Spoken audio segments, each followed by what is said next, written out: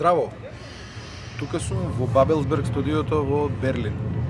Ова е декорот од филмуваната сторија за Хансел и Гретел, кај нас попознати како Јованче и Марика. И многу сакам да ви раскажам приказната за Јованче и Марика, всушност што стои зад таа приказна. Знаеме дека во приказната за Јованче и Марика, лошата вештица ги мами во својата куќа, која е направена од чоколади, бисквити и севозможни сладки. Јованче и Марика се братче и сестриче се загубуваат во шумата и вештерката ги мами сака да ги зароби во својата куќа и да ги свари во казан и да ги изеде. Погледнете како изгледа оваа куќа, многу интересно.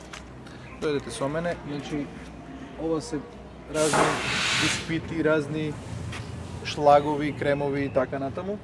Видите, чоколадца, срца. Сето тоа многу сладко и многу убаво. Што символизира тоа? Лошата вештица го символизира злото. А злото секогаш е маскирано во нешто сладко и убаво. Конкретно, чоколадо. Било да е тоа колективно зло, било да е тоа индивидуално зло, тоа мора да биде маскирано, затоа што човекот нема да го конзумира ако не е маскирано. Погледнете каква убавина, погледнете. Сето ова се чини толку вкусно, се чини толку убаво. А всушност, вештерката седи во оваа куќа, во своето вештерско дувло, кој што не е ни најмалку сладко и пријатно. Вештерските дувла знаеме какви се. Полни се со пајаци, полни се со ставорци, полни се со лилјаци и смрдат, затоа што вештерките смрдат, како и секое зло. Но злото знае многу убаво да се маскира точно вака. Гледате само колку убаво чоколадо. Видите колку е голем. Со вешници и богато, со украси, со се и се што. Постојат поединечни вештици и групни вештици. Како да ви раскажам сега? Да почнам од поединечните или од групните? Поединечните сите ги знаеме. Застанати се тука и таму, маскирани се вака и онака и не чекаат да не уловат за да не сварат во казанот. Но групните вештерки се многу поопасни. Кои се групните вештерки? Како ќе ги препознаете групните вештерки? Па многу просто. Прво се убави, насмејани и најчесто делат летоци. На улица. Внимавајте. Во тие летоци се нуди се и се што. Се нуди веронаука, се нуди слабење, нели, телесна линија, и се нуди леп без мотика, односно лесна заработка.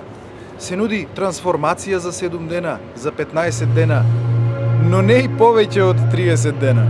Ако му кажете на некого дека треба да се труди повеќе од, да речеме, 20 или 30 дена за да се наполни пари, за да ослаби, за да добие телесна тежина или да се ослободи од сите маки што ги има или од болестите, тој ќе избега од вас.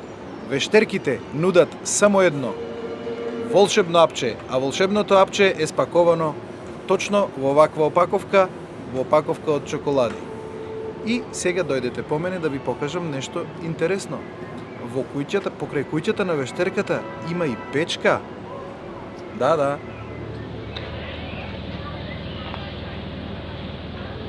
Ова е печката на вештерката. И таа е исто така со чоколадо, со бисквити, декорирана и готова да го испече секој оној што ќе се најде во неа. Што символизира печката? Печката символизира одземањето на енергијата од оној што ќе се најде испечен во неа. Сите вештерки, било да се колективни, било да се поединечни, имаат само за цел да ви ја земат енергијата, да ви искористат, односно постојано да ве искористуваат, не да ве пуштат од куќарката кај што ве затвориле. И едно да ви кажам на крајот. Ниту една вештерка нема да ви каже дека за да надминете било кој проблем, ќе треба да се потрудите да го надраснете. Секој проблем е проблем затоа што постои незнаење што стои меѓу вас и вашата цел. Вештерките што нудат волшебни апчиња ветуваат, но никогаш не исполнуваат. Вештерките можат да ви ветат вакви купови со сендвич кекси, кои што ќе ги јадете и пак ќе бидете витки. Ќе ви ветат дека ќе направат некое волшебство и ќе се наполните пари. Но такво нешто нема на овој свет. На овој свет има само знаење, само труд да се стекне тоа знаење, да се расшири свеста и соодветно да се дојде на целта. Затоа што секогаш меѓу нас и нашите цели стои една пречка, а тоа е нашето незнаење. И тоа не е ништо страшно. Незнаењето треба да го надраснеме. Треба да дојдеме до знаење и да стигнеме до целта на тој начин. Без помошта од лоши вештерки, маскирани во куќарки од сладки. Ве сакам сите и ве поздравувам од Германија, од Берлин, од Бабелсберг студиото.